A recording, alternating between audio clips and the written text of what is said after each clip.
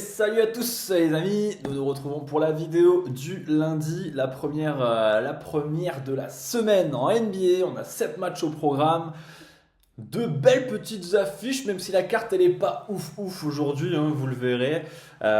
Donc 7 matchs, bon, on a quand même un panachage intéressant quoi, avec notamment, si on parle des cotes équilibrées, on a quand même un petit Kings Memphis qui est pas trop mal et qui se laisse regarder à l'ouest. On a aussi à 2 heures du matin un petit Bulls Hawks qui est bien sympa. Par contre, on va commencer avec du dégueu, je vous le dis de suite, hein.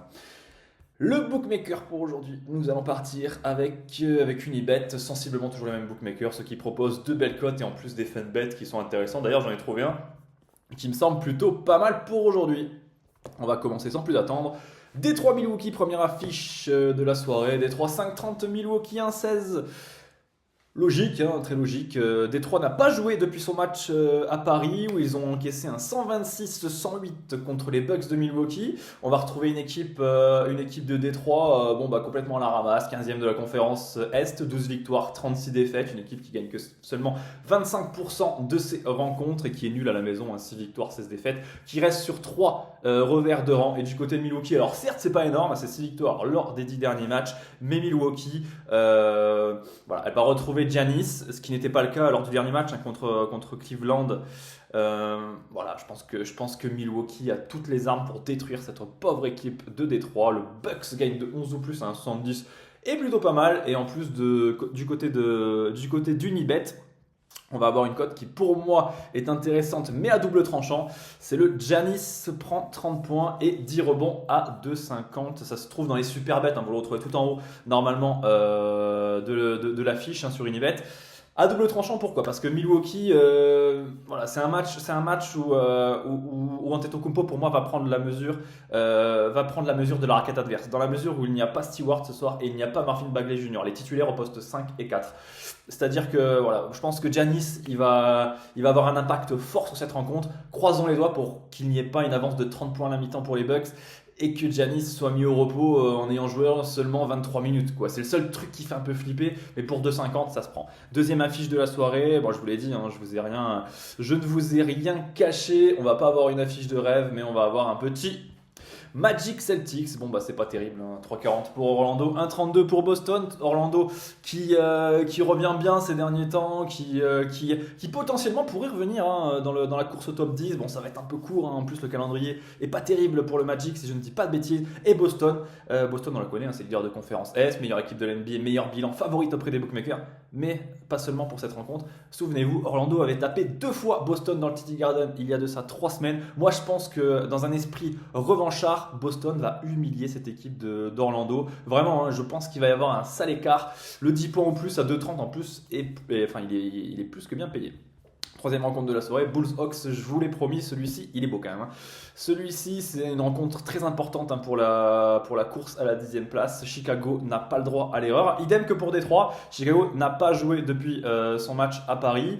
Des jours quand même de repos, on va pas se mentir, hein, c'est sûr, ils jouent un match, plus ou moins un match de gala, même si c'était important pour les Bulls de le remporter. Ils ont quelques jours de repos, ils ont voyagé, ils se sont baladés, ils sont allés dans Paris. Zach LaVine a goûté des bons vins et c'était nickel. Ils ont passé un bon petit séjour dans notre pays.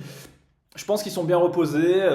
C'est une équipe qui va partir, qui part sur un nouveau départ en plus, qui est très performante ces derniers temps. À la maison, ça gagne des matchs, 12 victoires, 10 défaites, contrairement à Atlanta qui a perdu un match qui pour moi va faire mal dans les têtes. C'est contre les Hornets de Charlotte. Ils ont pris 122-118, hein, c'est pas terrible, hein, contre des Hornets qui sont 14e de conférence Est et qui ne jouent rien du tout. Je pense que Atlanta va perdre cette rencontre à Chicago. La 4e rencontre de la soirée, Rockets Wolves, 1,40 pour les Wolves, et on a une cote qui flirte avec les 3 pour Houston. Logique, Houston tout simplement, on va pas rentrer dans les détails. Houston n'a toujours pas gagné un match en 2023. C'est 13 défaites de rang pour les Rockets. Leur dernière victoire remonte justement à une victoire face aux Bulls de Chicago dans le United Center le 27 décembre dernier. Voilà, pour moi Minnesota n'a pas trop de problèmes, cote à 1,40, elle est montée à 1,47 même. Bon, voilà, ça se prend tous les jours, je pense. La prochaine rencontre de la soirée, Jazz Hornets, la conférence Ouest est à l'honneur. Nous nous retrouvons à Salt Lake City. Moi, pour cette rencontre, je vois pas vraiment le Jazz en patron. Le Jazz, c'est une équipe pour moi qui, depuis le début de la saison, est en sur-régime, qui pour moi ne va pas jouer le play-in. Je les vois plus entre la 11e et la 13e place, hein, pour vous mettre dans la confidence. Le Jazz, Charlotte, ça ne joue plus rien. Je pense qu'ils ont abandonné depuis longtemps l'idée de jouer les playoffs. Mais Charlotte n'abdique pas. Ils ont remporté leurs deux dernières rencontres en déplacement, qui plus est, à Houston 117-122 et à Atlanta 118-122.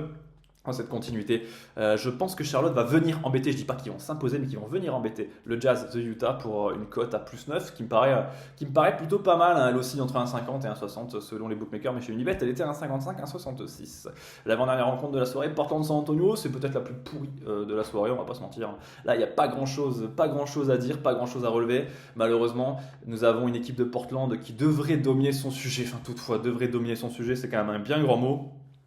Elle est, euh, Elle est descendue à la 13e place de la conférence Ouest, cette équipe de Portland. Elle a quand même un bilan à la maison qui est plus que correct de 11 victoires pour 10 défaites. Moi, je pense qu'elle va. Voilà, bon, de toute façon, je ne prédis rien, hein. Elle coule, hein, de toute façon, déjà, dans tous les cas. 8 défaites lors des 10 derniers matchs. Elle a perdu les 3 dernières.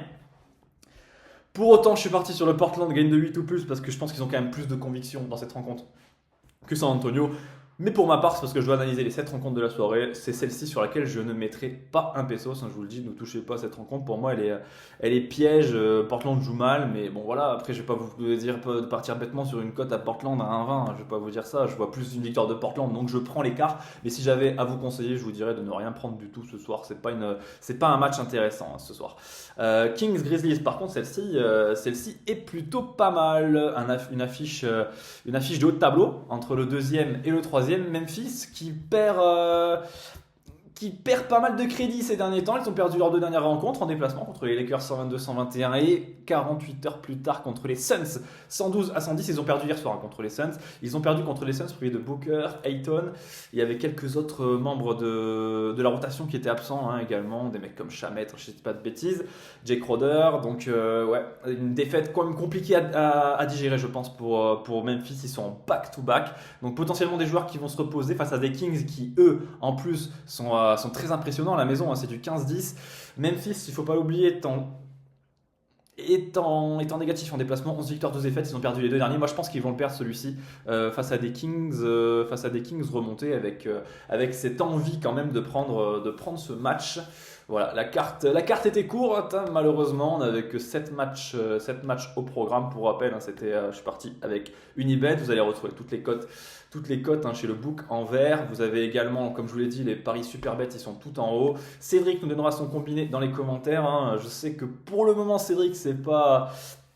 Bon, t'as fait une semaine, t'as pas fait une semaine ouf, mais bon, globalement, t'es en positif et t'as assuré sur 4 mois, hein. C'est juste un petit passage à vide, rassure-toi. T'es une machine. On se retrouve mercredi pour la prochaine vidéo. Je vous souhaite une excellente journée. Ciao, ciao.